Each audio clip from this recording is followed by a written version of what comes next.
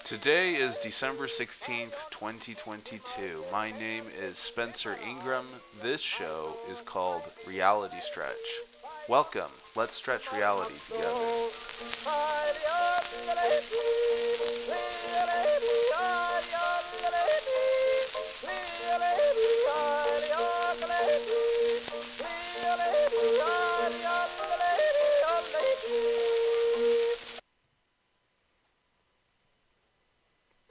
Good morning.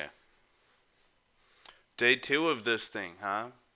So, I listened to the podcast I put up yesterday, and it just was like way too long, and I was just rambling. I know that it was just the first time I uploaded, so I'll give myself a break. But I was thinking, that if I was looking through trying to find a substantive podcast, I would want it to be like shorter, like bite size, something that's easier, because you're risking your time if you're gonna delve into a new podcast. And if the podcast is shorter, more, easier to ingest. Anyway, I want to make it shorter. I want to make it. I know I was talking about going for an hour. We can start with an hour, but I might bring it down to 35 minutes. Who knows? 45 minutes. I don't know. But I also want to speak a little bit faster. I think I was speaking more slowly. We'll see. I might have to just maintain my natural gait, and then people can speed it up in their own podcast app. Also, like at the end of the video, I got super quiet and forgot to monitor or mix the sound levels of the microphone. So I'm going to be monitoring the microphone level a little bit more today to hopefully fix that. So yeah, yesterday was a fun learning experience, and today is going to be another one. So fun, fun, fun. Um, I was thinking about what I wanted to put in the sandbox. For reference, remember the objective here is to have a substantive podcast. We want it to have real substance. We want it to have nuggets and tidbits of useful and interesting information, takeaways, if you will, instead of just me rambling on. And the general format and terms that I will reference in this podcast and in this stream. I also need to find a way to pull up the chat in the event that I do have viewers. Then I'd like to be able to interact with them in real time. So I'll have like my Twitter open, have my Twitch chat open, have my YouTube chat open. So that I'm going to slap in the sandbox for another day. Because as of right now, I have, like I'd mentioned, the audience of none, but a willing heart and mind, right? So I'm going to add in the sandbox before I forget. Figure out the chat thing for live streams, etc. Because I really did have a very friendly bot that hopped on the first day I tested this. And they're like, hey, I'm a bot. I can help you with your chat. And I was like, hey, isn't that great? Welcome, bot. What a friendly bot. Okay, so I already have an idea of some things that I want to slap in the sandbox. Where did I put that? Ding, ding, ding. Because I have some things that I think are... where is this? Here it is. I have some things that I think are... like I mentioned, what goes in the sandbox? The sandbox is a term for what occurs to me throughout the day that I think is interesting, but I don't want to take time or shouldn't take time right then and there to investigate it, to treat it. So the sandbox is the field of all possibilities. A distraction comes along, welcome the distraction. It's a creative new thought. Take that thought and thank it for coming into your life, then write it down in I call it the sandbox. And then I skim through my sandbox ideas and select ones for treatment. Ideas that ought to actually be processed and investigated, looked into further. And then if I'm honing my skill on an already familiar concept, I call that mastery. Okay, so there's 3 general aspects: sandbox, treatment, and mastery. Why am I doing all of this? Mentioned previously, this podcast is a public accountability for me, because no one may ever listen to or watch or participate in this show, but I'm putting it out there in cyberspace, and I'm going to be accountable to that thought of, yeah, I don't want to wake up at 6. I want to sleep in until 9. Nope. I'm going to get up and go stream, because my goal is to learn something new every day, have a productive morning, and I'm going to stream it. Now, my hope in doing this is that it will inspire everyone to do the same. It'll inspire some to do the same, if you're not already. Because I'm very much wake up first thing in the morning, look at Twitter, look at social media, send the whole day to hell in a handbasket. I'm very much that guy.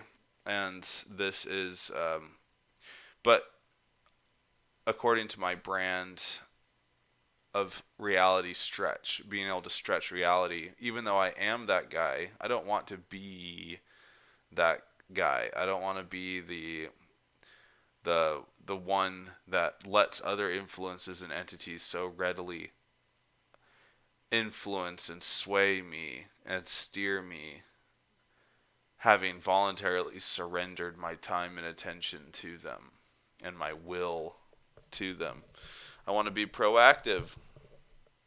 So that, again, that's the intent. I know I discussed that yesterday. So I mentioned I have some things I want to talk about today. Let's flesh those out. Okay, here we go.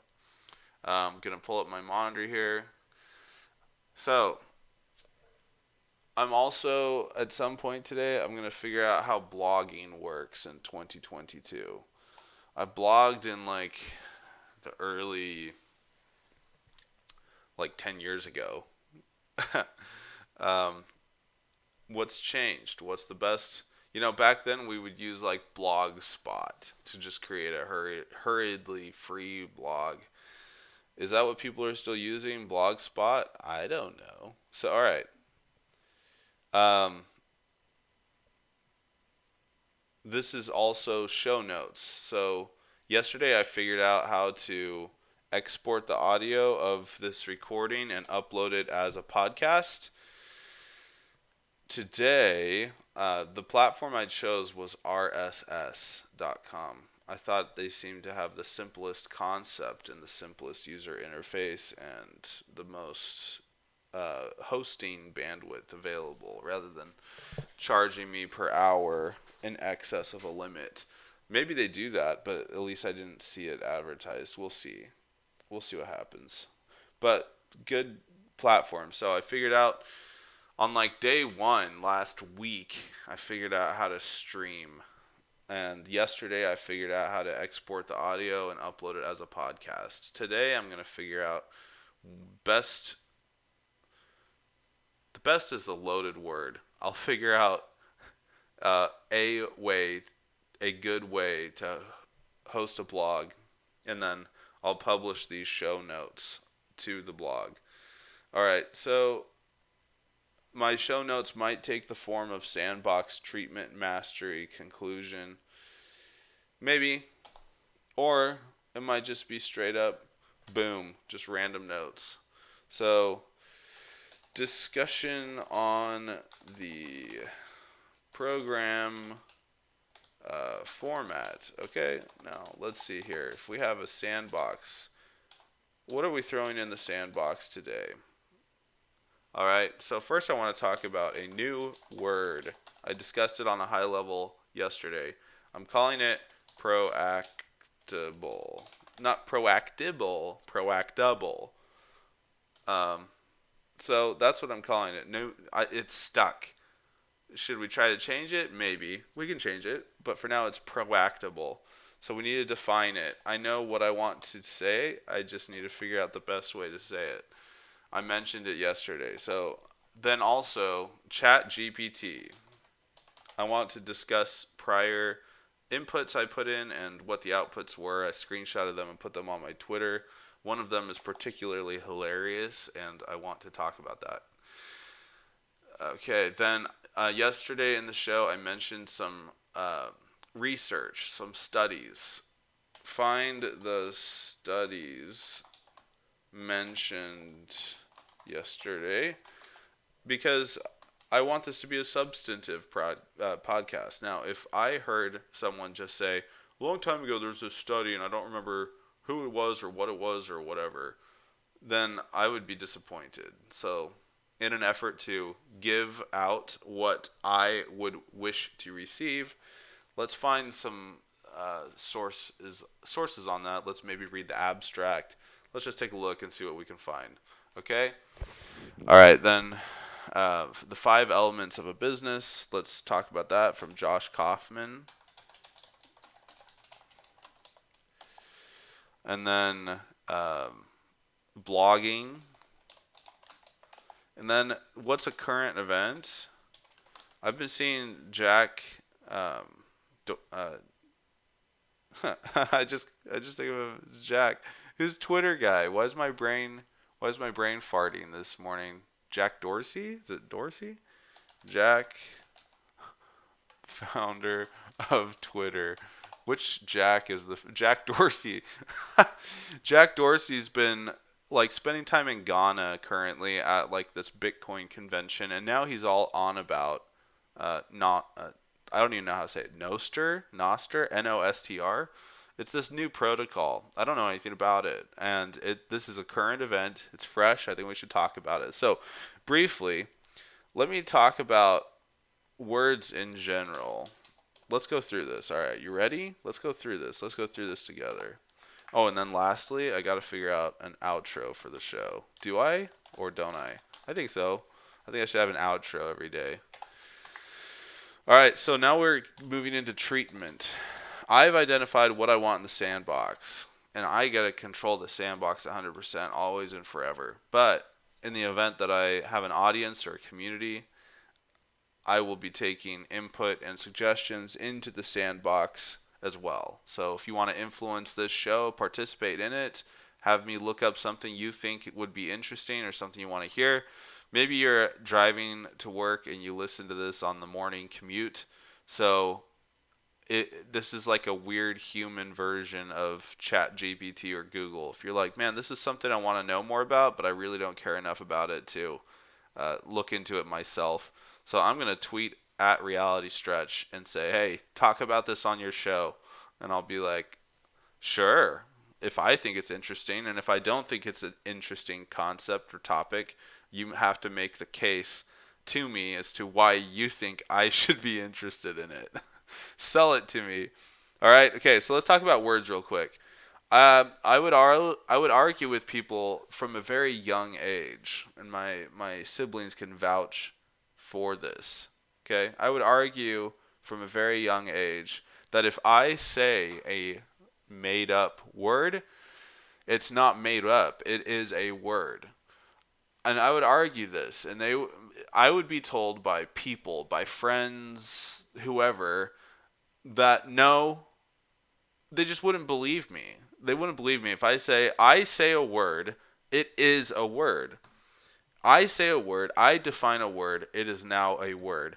And interestingly enough, I would get so much pushback from people because they're like, if I can't find it in a dictionary, then it's not a word. Or, obviously my logic doesn't count in the event you're playing Scrabble or Boggle or something, because the rules of the game are it has to be in the dictionary. But in everyday use, who writes the dictionary? Where did the dictionary come from? It's not like someone said, I'm going to invent the English language and I'm going to start by defining a list of acceptable words terms and their definitions. No, that didn't happen. A dictionary is very reactive, isn't it? Or is it not? What's the origins of a dictionary? I imagine that the language already exists, and then someone says, "Hey, um, let's make an index of all the words in their acceptable use and their definition." So interesting. What is the origin of a dictionary? What is the first dictionary? Let's find out real quick. Let's take a slight detour because now I'm curious. What is the history of the dictionary? We'll probably land up on... okay. So this is on Wikipedia. Now, quick note on Wikipedia. I would argue with a lot of my professors in school, because obviously in school they say Wikipedia is not a scholarly source, and I agree, because largely anyone can edit it. But isn't that the beauty of it? Like, it is crowdsourced encyclopedia. And isn't that amazing? Because if I'm going to read about agriculture and bean farming, I would rather read about it from a bean farmer than an academic who has just studied agriculture and bean farming but hasn't actually done it. Is that harsh? Is that too critical? That's my take on it. But what are the controls on the content? I don't know. But, it seems to be pretty accurate generally. So let's find out. There's an article here from Britannica, History and Development of Dictionaries. And then there's the Wikipedia page, dictionary. Let's treat these quickly because we want to move on to other things. In fact, I do want to get to other things. So I'll write this down for further review because it is interesting. Let me read this real quick. Dictionary, reference work that lists words usually in alphabetical order and gives their meanings and often other information such as pronunciations, etymologies, and variant spellings. The earliest dictionaries, such as those created by Greeks of the 1st century CE, emphasized changes that had occurred in the meanings of word over time. The close juxtaposition of languages in Europe led to the appearance from the early Middle Ages on of many bilingual and multilingual dictionaries. The movement to produce an English dictionary was partly prompted by a desire for wider literacy, so that common people could read scripture. The common people, the people of the earth, the people. That's me. Now a common person is reading about the history of the dictionary, Common people could read scripture, and partly by a frustration that no regularity in spelling existed in the language. The first purely English dictionary was Robert Cowdrey's A Table Alphabetical in 1604, treating some 3,000 words. In 1746-47, Samuel Johnson undertook the most ambitious English dictionary to that time, a list of 43,500 words. Noah's Webster's Dictionary of Americanisms in the early 19th century sprang from a recognition of the changes and variations within language. The immense Oxford English Dictionary was begun in the late 19th century. Today there are various levels of dictionaries, general-purpose dictionaries being most common. Modern lexicographers, dictionary makers, describe current and past language but rarely prescribe its use. They describe... So my question here, everybody, is... So a dictionary is a compilation or preservation of words used. So if I make up a word, define it, and use it, that is now a word.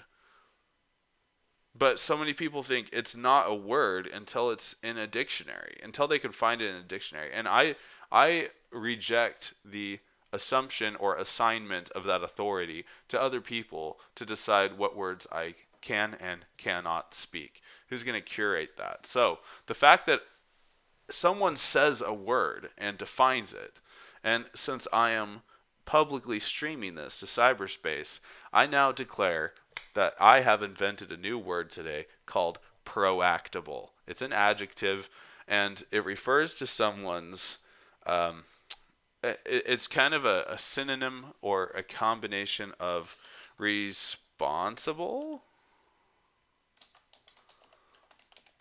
proactive. So I'll type out a definition, but but it's going to look something like this. The definition is going to look something like this. The ability of someone to proactively, responsibly, accurately, and enthusiastically and definitively crush or smash. Nah, it's got to sound more legit than that. Definitively crush their tasks for that day. Well, it's got to make it sound more academic, perhaps. But the ability of someone to proactively, responsibly, accurately, enthusiastically, and definitively crush their tasks for that day. What's your propensity to do all of those things when approaching the daily charge in front of you? When approaching your daily, what would you say, jurisdiction? No, there's a word. There's a word for it. Stewardship. Stewardship's fine. The ability of someone to proactively, responsibly, accurately, enthusiastically, and definitively crush their tasks for that day. So for now, that's the definition of proactable. Now, my question is, how can I get it into a dictionary? Because I've used it now, and how widespread does a word have to be before it becomes in the dictionary, the canon? I don't think it's as important to be in the dictionary. I think as long as you use it, and I think where I'll start is trying to get recruiters to put it on job listings, on a job requirement, and something needs to be proactable. All right. How to encourage widespread adoption. Target recruiters to list this as a requirement for a job posting. And then what's the easiest way to just get it out there? Should I put a definition on Urban Dictionary? The problem is if I put a definition out there, and yes, I checked, one does not exist. It's remarkable that if you Google Proactable and you search for the exact term, it doesn't exist. So the fact that we've created something here on this show that genuinely did not exist before, this is its first use case. Welcome. That's stretching reality. So, I mean, honestly, the only reason I did it is because there wasn't a word that I could think of. There wasn't a word that I could think of that embodied the spirit of what I was trying to convey. You can only do it in like these 5 words or 5 or fewer. You know, whoever can come up with the most concise definition or way to convey this concept.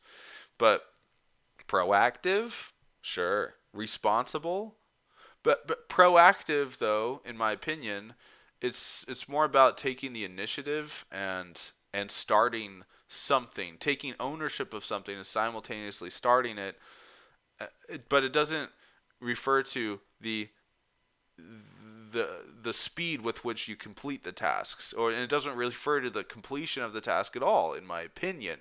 That's my opinion. Some may take fault with that, because if you're proactive to start something, you can also be proactive to conclude it. But anyway, so proactively, that's why I threw definitively in there, because you're gonna finish something 100%. You're gonna go through. It's kind of like grit and resilience. You could throw those in there too. Anyway, enough time spent. Proactable, it's a word. And the question of the day is, how proactable are you? Now, maybe I'll start using this word on Twitter. Maybe I'll create a listing on Urban Dictionary. And then maybe over the course of the next 3 years, there will follow 15 other definitions of that word on Urban Dictionary, and people will vote for the one they think is best. So, Urban Dictionary is, well, it's highly entertaining, but whenever I say something, um, often I will, um, because of my religious upbringing and the way I try to live my life right now, I try to be religious. Um, ends up I have generated a lot of foot and mouth moments over the course of my lifetime where I say something, then those in the know start laughing. They're like, "Good one, man. I see what you did there," and it just leaves me slightly puzzled, slightly bewildered. Of oh, what did I just say? And then I try to Google it or look it up on Urban Dictionary, and then I'm like, oh, what? Why can't words be innocent anymore? Is there an Uno reverse card or an undo to change society's perception? But no. And well, how does it get into the zeitgeist in the first place? How does society actually perceive a word? Who represents society? Who speaks on behalf of society? Do we assign the establishment and maintenance of our culture to institutions, and who controls that anymore? I feel like less and less. I think at one point it was Hollywood and the types, but I think we're moving more and more away from that. And a prime example is this. So this is part of what I spoke about yesterday. If you were to send a time capsule out there to an extraterrestrial audience, it was intended for an extraterrestrial audience, okay? If you were to send out a time capsule, what would you put in it? And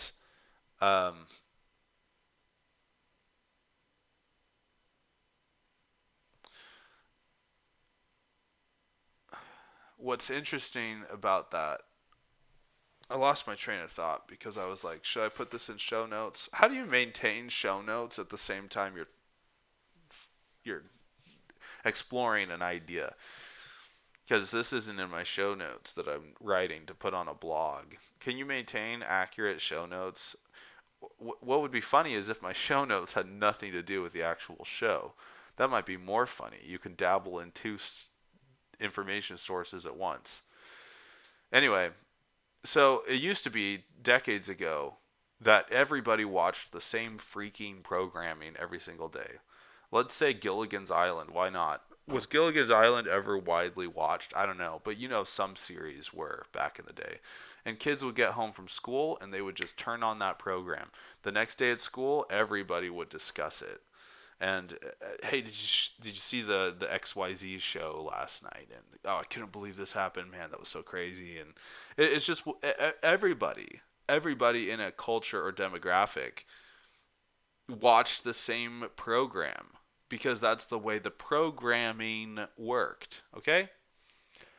But now, with the availability and the prevalence of so much disparate information, I believe that we will see, and we have been seeing, more of a stratification of culture, of interests. You see it right now today. We all know the person who's interested in anime or manga or manhwa. We know the people that are into Naruto, if I said that right.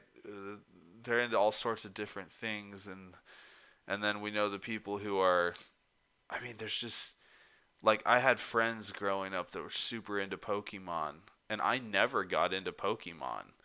I was raised on, like, Calvin and Hobbes by Bill Watterson, who I sincerely believe that is the greatest. I think it eclipses Peanuts. Personally, name a cartoon and a cartoonist better than Calvin and Hobbes.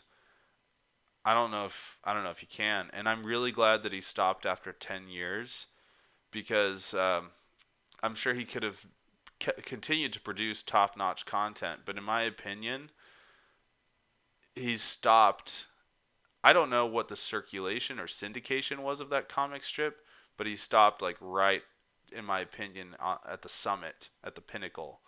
He's a good example. Bill Watterson is a good example of not overstaying your welcome. He's a great example of a mic drop. And because I think Calvin and Hobbes ran from like 1985 to 1995, I think. Why am I looking this up on a different screen? So here's that definition of the Britannica. When did Calvin and Hobbes end? So it ended on New Year's Eve, 1995. That is an intentional move there. That is a deliberate end. When did Calvin and Hobbes end? When did it start? November 18th, 1985. Yep, so I was right. A 10-year span. And I'm telling you, man, I cried. I'm not ashamed to admit it. I cried on the final episode. It was so beautiful. So beautiful. This show's small enough. I'm not going to get in trouble for copyright stuff, am I? I don't know. If Bill Watterson ever sees this, and if he ever hits me with a copyright claim, I will be thrilled. I will be thrilled. So maybe I should try to get his attention just so I can try to get hit with a copyright. Because that would be the greatest badge of honor to hear from the reclusive Bill Watterson, I think. All right, look at how he finished his Calvin and Hobbes legacy out. So in this panel, I'm going to read the dialogue. He was known, so as a cartoonist, he was known for breaking convention, because prior to Bill Watterson, cartoonists would put their panels in like an individual square rectangle shape, and they didn't cross between panels, if that makes sense. Like imagine just a standard grid, and none of the drawings overlapped each panel or section of the grid. And Bill Watterson really revolutionized the concept of a panel, because they were all different shapes and sizes. They bled between each other. Some animations, some drawings crossed panels. And I remember watching this like documentary or reading about it, that when he first started releasing these, newspapers were like, you can't do this. I don't know if that's true. But man, look at this. What a way to finish a series. So first panel, Calvin says, "Wow, it really snowed last night. Isn't it wonderful?" And again, this is on New Year's Eve, remember that. Hobbes says, "Everything familiar has disappeared. The world looks brand new." And he's holding a sled. Hobbes is holding a sled. They're getting ready to sled. Calvin says, "A new year, a fresh, clean start." And he's got a big smile on his face. They're not fighting, which for fans of this production, they know that the standard marching orders are fighting, arguing, debating, and maybe 5%, 10% of the time, there's a panel that doesn't have any friction. Okay? Calvin says, "A new year, a fresh, clean start." Hobbes says, "It's like having a big white sheet of paper to draw on." Calvin says, "A day full of possibilities." Then Calvin says, "It's a magical world, Hobbes, old buddy." And then it shows them on their sled heading off the panel down the hill. And Calvin says, "Let's go exploring."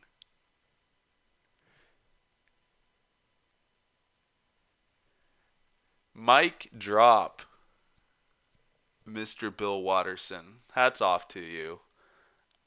The first time I read that panel, I straight up cried. I'm not going to lie. Calvin and Hobbes had such an influence on me when I was younger. And I can't wait for my kids to... actually, I started reading Calvin and Hobbes when I was like the age my son is now. So Granted, I didn't understand a lot of the the jokes and vocabulary used because it's quite a sophisticated script.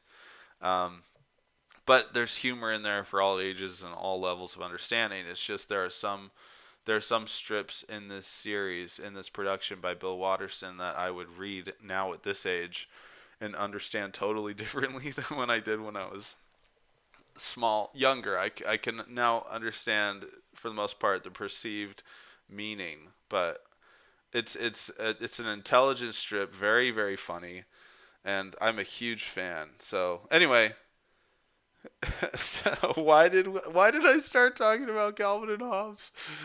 What were we doing? Like, oh man, I just got the good feels. I've got the good vibes.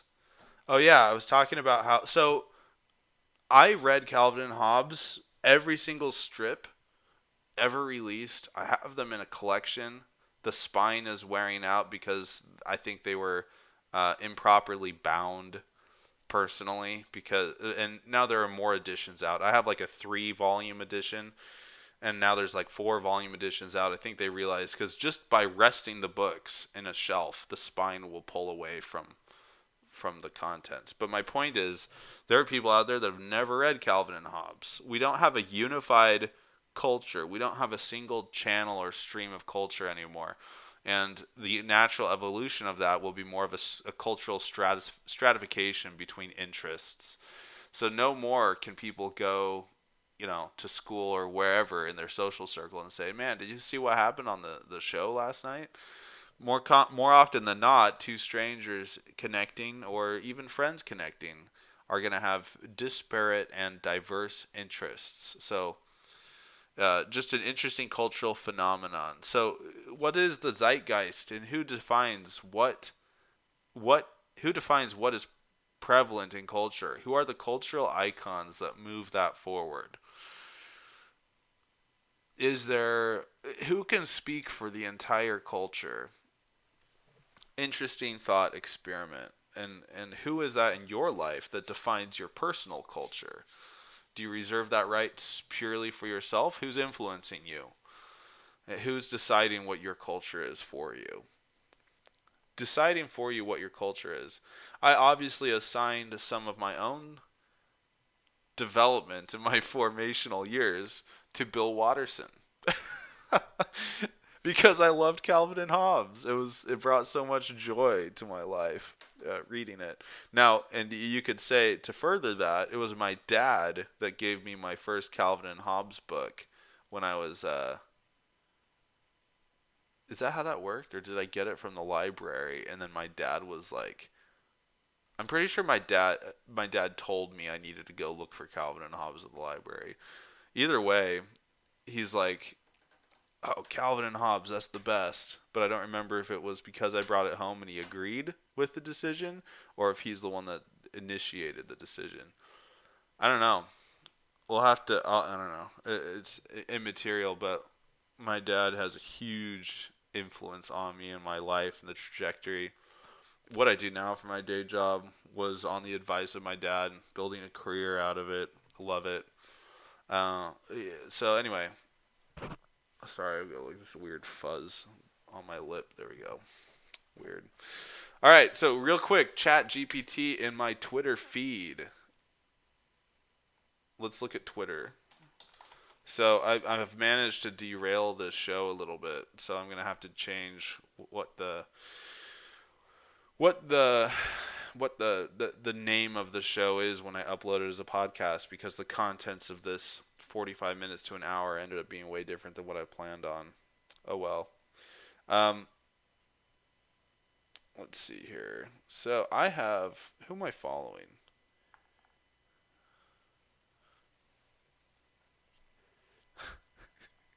So I follow Mark Andreessen, follow Jack Dorsey, follow Elon Musk.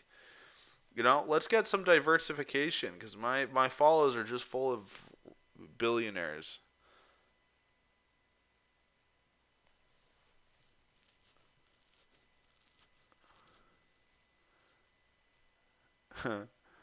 uh, anyway, Elon Musk is a hoot. What an entertaining figure. 6 hours ago posted, Twitter right now is fire. He posted 4 fire emojis. Anyway, Lex Friedman, the GOAT. I hope that Twitter becomes a place for civil debates between people on the left and the right. Many folks will mock this idea, but I refuse to accept cynicism. I think social media, when done well, can be a great place for high-quality, entertaining, good faith debates. Well said, Lex. I agree. Let me retweet that. Twitter, prior to the Musk takeover, in my opinion, was 10 times more toxic than it is now. When he took over Twitter, and I can give you examples, and it's still very, very, very toxic when you read comments on people's posts. But anyway, looking for some good follows. So I will benefit the most if I actually get an audience, because I'll be exposed to new ideas and things I hadn't considered before. Right now, this show, even though it's acting as my personal accountability and my personal journal, it's also my own personal echo chamber as well. And I'm trying to stretch my reality, trying to expand my mind, but having external input and having contributions from my circle helps to do that with greater rapidity, okay? So why are we here? Let's look at my Twitter. Let's look at my Twitter. I just followed this person named Maya. Maya Higa, at Maya Higa is her at. She started looks like founder of a bird sanctuary. For some reason, Twitter recommended her to me, and I clicked on her profile, and yeah, she founded a bird sanctuary, and that's super, super, super interesting to me. Like, how random is that? How many people have founded a bird sanctuary? Anyway, so I couldn't resist. I follow her now, and that's a diverse follow. That's someone that wasn't in my life before. Twitter introduced me to them and their content. So thank you, Twitter. Right here, she's posting a video about some goat with a psycho eyeball. Goat eyes are the creepiest things, man. I'm passing the phone to someone who one time chased me into the barn. Unmuted it, started playing her content. But yeah, there's a psycho goat, close-up of a goat face with that weird, eye where it has, a rectangular pupil in the eye. All right, well, shoot. Let's look at my my page, my Twitter page here. 0 followers. That's what we like to see, guys. 0 followers. My audience, my beloved audience of none. Okay. I need to delete this other one that I did because it was a mistake.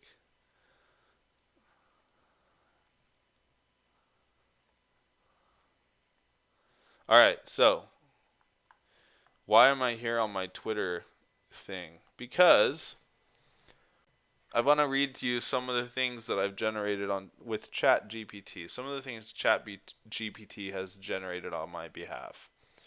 Okay, let me show you real quick. For anyone, OpenAI, if you just Google OpenAI ChatGPT, you can go and create an account. Introducing ChatGPT Research Release. Try. So you just need to go to chat.openai.com.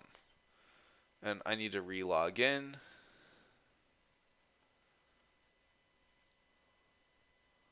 Did I do it with Google or what did I do? Fill record. Now, instead of generating, I should generate an... What? CAPTCHA showed up. This, man, the trickery that's involved here is just outrageous. I'm not a human.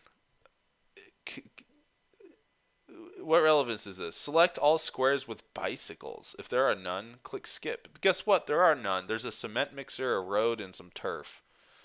So hit skip. Oh, now it's going to trick me, though. There's some bicycles in this shot. So give me 2 images. Oh no, and then there's a sign of a bicycle. Does the sign... No, that's more like a scooter. All right, welcome back. Enter my password. I have it auto-saved. All right. We're experiencing exceptionally high demand. Please hang tight as we work on scaling our system. Fair enough. Fair enough, ChatGPT. So you can type anything here. So what should we type today? I'm more interested in table reads because they tell an actual story in the context of how the narration sounds in my mind. So you can just say, tell me a story, or you can say, give me a table read, or give me a script, or give me a pitch if you want to hear something creative. So I'll say today, tell me a 2-minute story about what? About dinosaurs,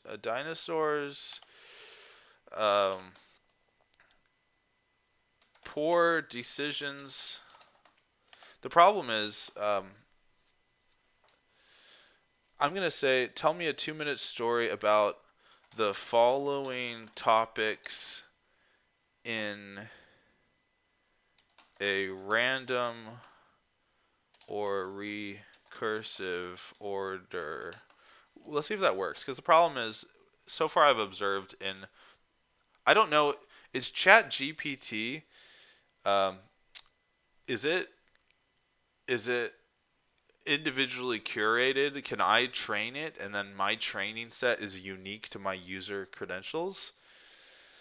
So it says it remembers what user said in earlier conversations, allows user to provide follow-up corrections, trained to decline inappropriate requests. All right, whatever. Tell me a 2-minute story about the following topics in a random or recursive order. Because so far, if you just spit out a bunch of topics and put commas between them, it's just going to address each one sequentially. So dinosaurs, poor decisions,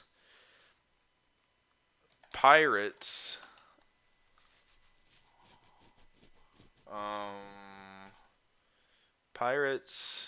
politicians, and a sentient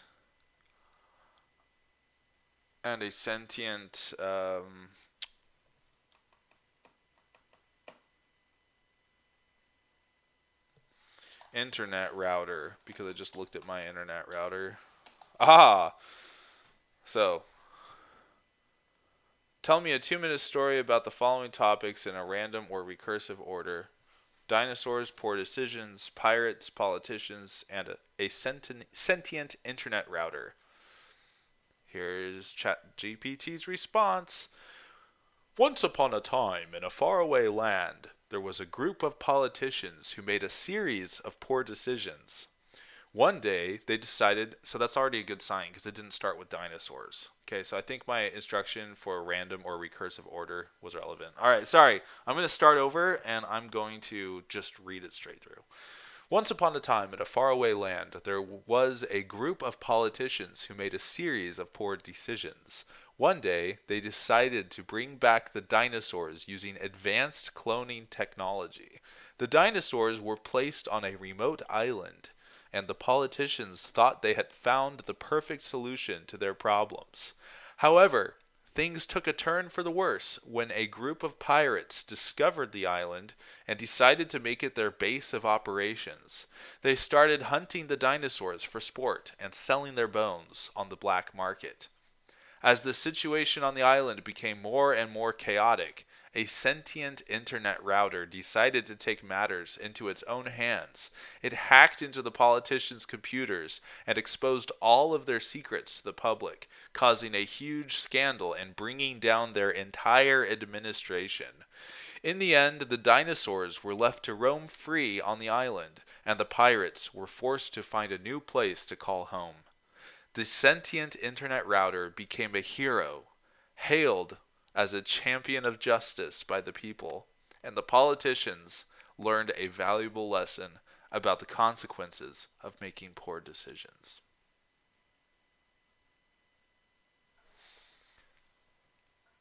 Content for days. I want to make that into a book. I should get on Fiverr or a similar Skillshare Upwork freelance site, and I should find someone to illustrate that. Figure out how to publish it, because that was the bomb. I mean, seriously, I gave it a bunch of inputs. It added elements that I didn't specify, like the island. I mean, and it's intelligent. It didn't just say the sentient router made toast and ate breakfast. It said what you would expect a router to be able to do, and you would expect a sentient router to be able to hack into other networks and retrieve information. I mean, that was brilliant. It was brilliantly written. It was brilliantly presented. And I am going to screenshot that and tweet it out to my audience of, it's lonely here. And if I have to spend the whole year not having a single person participating in this fun little get-together, it'll still be valuable for me as using this as my journal in cyberspace. But it would definitely be way more fun with people participating, so they could hear this kind of stuff. ChatGPT, you wonderful creature. My goodness, that was one of the greatest things. Hats off to the team at OpenAI. That brought such satisfaction to my morning already. So I'm going to say ChatGPT. #ChatGPT. And I'm going to just put the prompt. Tell me a 2-minute story about the following topics in a random or recursive order. Because I was hoping that concepts wouldn't just show up once either. I was hoping that they would be some things would be they would resurface at the beginning. They would resurface at the end after being introduced in the beginning. Because that's an element of a good story, in my opinion. So here we go. I'm going to I'm just so satisfied with that story. Now I gotta talk about the another one that was just so outrageous.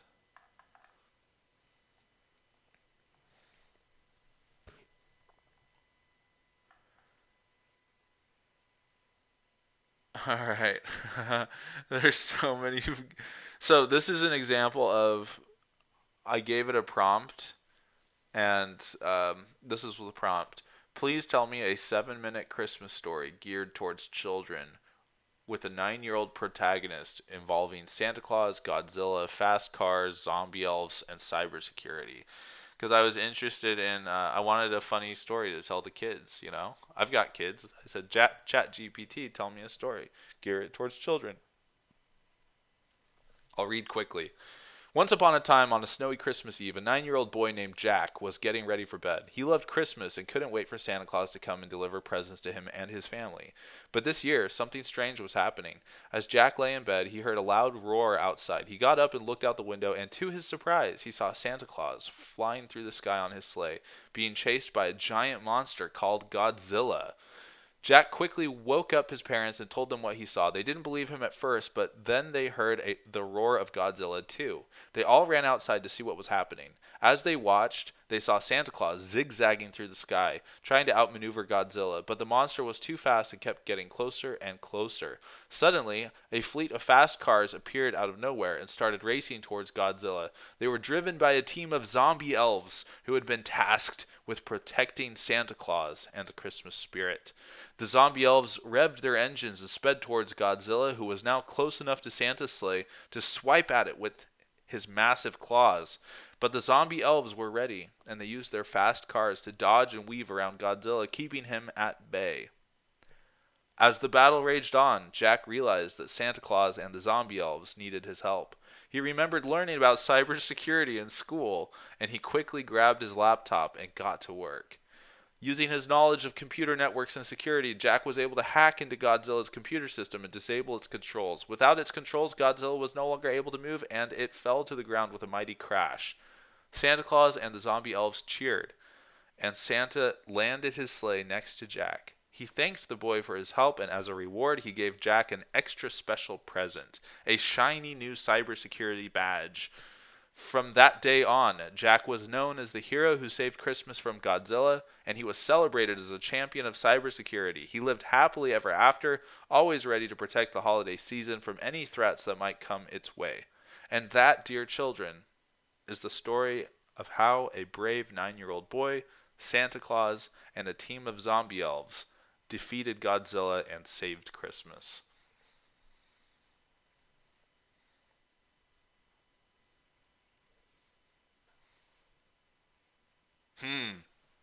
How about that?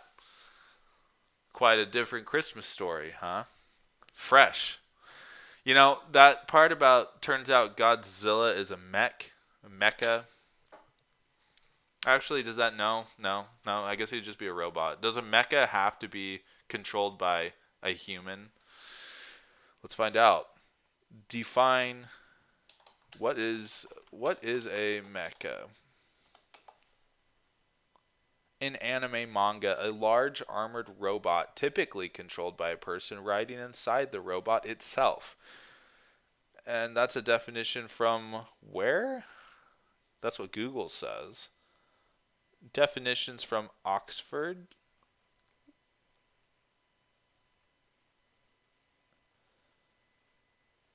In 1980s, the etymology, Japanese mecha or mika, M-E-K-A, shortened from mechanizumu, which is mechanism. Mechanikaru or mechanical. Okay, Huh. How about that? Anyway, it says typically controlled by a person. So if we take that literally, super hyper literally, then I guess a mecha doesn't have to be controlled by a person because it says it's typically controlled by a person. So yeah, who saw that coming? That turns out Godzilla was a mecha. And the 9-year-old that goes to a pretty advanced cybersecurity school, trade school, I guess. All right, I'll leave you with this. We're pushing an hour. I will stop. And what a shame, because I, could keep going for hours, but who wants to listen to that? Let's try to keep it brief and concise. The problem with this is, I've been told I like to hear the sound of my own voice, so I must avoid the talking head syndrome where I just ramble about things, just like what I'm doing this very second. I'm rambling, and that wouldn't serve what I'm trying to do here. We're trying to create and we're trying to do, not ramble. Create and do, not ramble. Maybe that should be a t-shirt. All right. So real quick, I got to talk about this too. I can't avoid this. Generate a sales pitch for a famous soccer player trying to induce someone to buy their used underwear at a premium. Here we go. As a professional soccer player, I am constantly pushing myself to the limit on the field. This means that my athletic gear takes a lot of abuse, and my underwear is no exception. I am offering you the unique opportunity to own a piece of my history with a pair of my used underwear. Not only will you be able to own a piece of my personal history, but you will also be supporting a great cause. All proceeds from the sale of my used underwear will be donated to a charity of my choosing. This is a once-in-a-lifetime opportunity to own a truly unique and collectible item. Don't miss out on the chance to own a piece of soccer history and support a great cause at the same time. Order now and take home a piece of the action. ChatGPT, nearly flawless, in my opinion. This is subjective. ChatGPT, you missed a little opportunity there. I didn't specify it had to be humorous, but by nature the prompt was humorous. You said, don't miss out on the chance to own a piece of soccer history and support a great cause at the same time. I would have played a little bit more into that support, considering that the soccer player is selling underwear, and buying the underwear supports a great cause, and the underwear supported a great cause. Oh, we're pushing an hour. One more thing. This is too good not to read. Prompt: 3-minute motivational speech from Darth Vader. Output: As a servant of the dark side, I understand the allure of power and control, but true strength comes from within, from a commitment to your own beliefs and principles. Do not be swayed by fear or doubt, but instead embrace the power of the dark side and use it to achieve your goals. Trust in yourself and your abilities, and you will be able to overcome any obstacle that stands in your way. Remember, the dark side is not a path to be taken lightly. It requires dedication and discipline, but the rewards are great for those who are willing to make the necessary sacrifices. So rise up and let the power of the dark side flow through you. Use it to fuel your ambition and drive you towards greatness. May the force be with you. Alright, that was a pretty bad Darth Vader. Needs more treble. That was too, whatever. Screw it. Alright? So, what's better? Slow clap. What's better than that motivational speech from Darth Vader? So, let's be a little bit clickbaity in our title today. Maybe I won't mention ChatGPT in the title of of this stream and the subsequent podcast. Maybe I'll just say pro soccer player sells their underwear for charity, motivational speech from Darth Vader, and zombie elves. That's what I should say if I wanted to create a somewhat engaging clickbaity title. So maybe that's what I'll do. Maybe that's what I'll do. Now, the problem is I haven't really been keeping these show notes updated. I've got to figure out how do I maintain show notes as the show goes on, or at least be able to recall what the contents of the show were in a manner that I can make better show notes, but also don't have to sink a bunch of extra time into it. I want to be able to just post this turnkey onto a blog, but also not waste your time as I try to think of all this stuff. So what did we talk about today? We talked about words, history of the dictionary,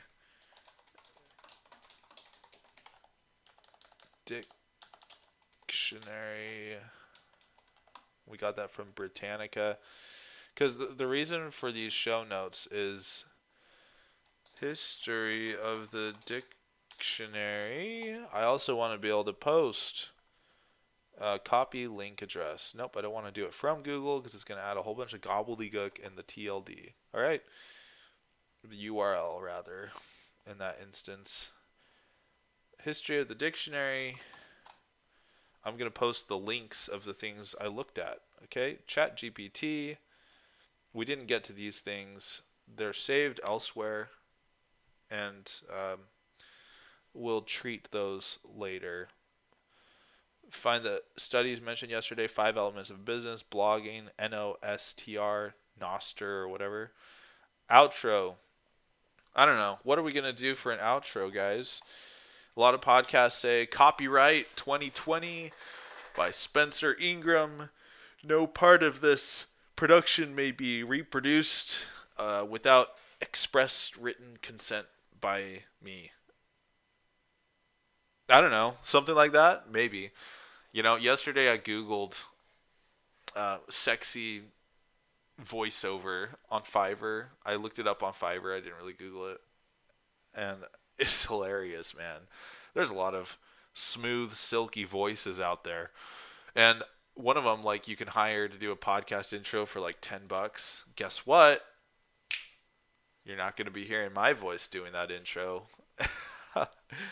Not for $10. I can get a sexy voiceover intro. Who wouldn't want that? Anyway, copyright me. Don't reproduce without my permission. That's the outro, guys. RealityStretch. Thanks for being here. Show 2. One for the books. See, quote unquote, see you next time. Bye.